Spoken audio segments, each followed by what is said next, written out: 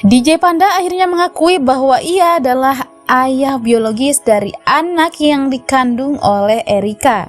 Guys, jadi usut punya usut nih, setelah sekian lamanya viral tentang kasus Erika yang hamil di luar nikah ini, dan nama DJ Panda sudah disebut, akhirnya dia memberikan klarifikasi. Sebelumnya saya minta maaf kepada pihak-pihak yang terkait terhadap masalah ini. Kenapa sampai saat ini saya baru bisa buka suara? Karena nama saya sudah disebut di tanggal 30 Desember. Itu satu hari sebelum saya main di Medan untuk acara New Year. Erika telepon. Pertama nanya, lagi apa? Oh, enggak lagi apa-apa. Kenapa? Aku hamil. Dia mengutarakan bahwa dia itu hamil. Pada saat itu karena saya juga syok dan saya masih ada pekerjaan, saya bilang, oke, kamu di rumah sakit mana? Saya akan datang. Tapi saya mau selesaikan perform besok dulu. Gak apa-apa kan? Gak apa-apa, oke. Di hari yang sama saya langsung telepon orang tua saya. Saya jelaskan, Pak, ini hamil. Terus orang tua saya memutuskan, ya sudah, ayo berangkat ke sana. Oke.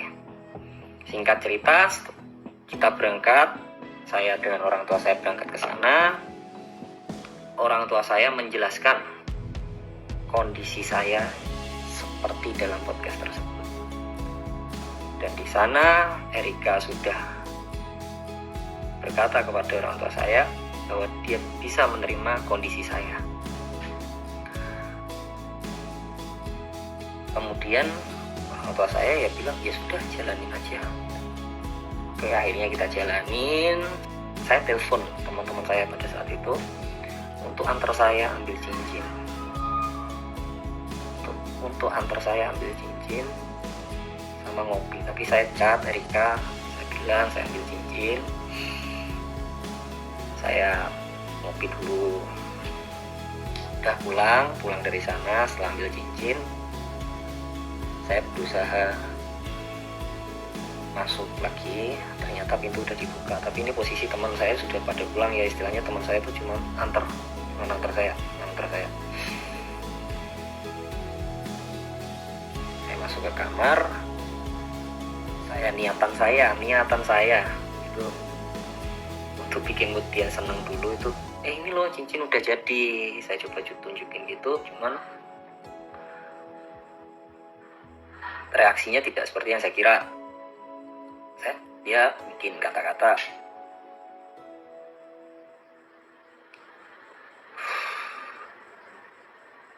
saya sepertinya tidak bisa melanjutkan hubungan ini. Udah, kamu diam aja. Biarkan saya yang bertanggung jawab. Kalau bisa, tidak usah ada orang yang tahu ini anak bapaknya siapa. Di saat itu juga saya langsung telepon orang tua saya kabarin, Pak, Mah, ini dia bilang gak mau melanjutkan. Dia tadi bilang aku suruh diam. Kalau bisa anaknya gak usah tahu bapaknya siapa. Ya sudah kok, papa mamaku bilang gitu. Ya sudah kok, yang penting kamu sudah bertanggung jawab. Oke. Nah ya sudah, saya tidak pernah chat-chatan lagi, tidak pernah tanya kabar pun juga tidak pernah, karena saya menghargai kata-kata dia pada saat itu. Sampai singkat cerita tiba-tiba nongol di podcast. Ini rame banget ketika orang-orang itu mengarah ke saya. Di hari yang sama itu saya sudah coba untuk chat Erika, boleh telepon nggak? Saya mau klarifikasi. Tapi ini aku cukup klarifikasi ke kamu, nggak perlu klarifikasi ke sosmed. Aku tanya lagi, bisa telepon nggak? Hingga saat ini itu tidak ada jawaban. Saya minta maaf sebesar-besarnya, dengan rendah hatinya saya minta maaf sebesar-besarnya, karena saya juga mendapatkan ancaman. Saya mungkin juga sedang emosi, saya kilaf, saya dapat dorongan dari luar. Sekali lagi saya mohon maaf sebesar-besarnya. Sebagai netizen, tentunya kita juga tidak membenarkan perbuatan Mbak Erika ya guys. Tetapi terkait kesalahan mereka itu urusannya sama yang di atas guys. Kita ya cuma bisa memberikan semangat, maksudnya semangat untuk bangkit, berubah menjadi lebih baik.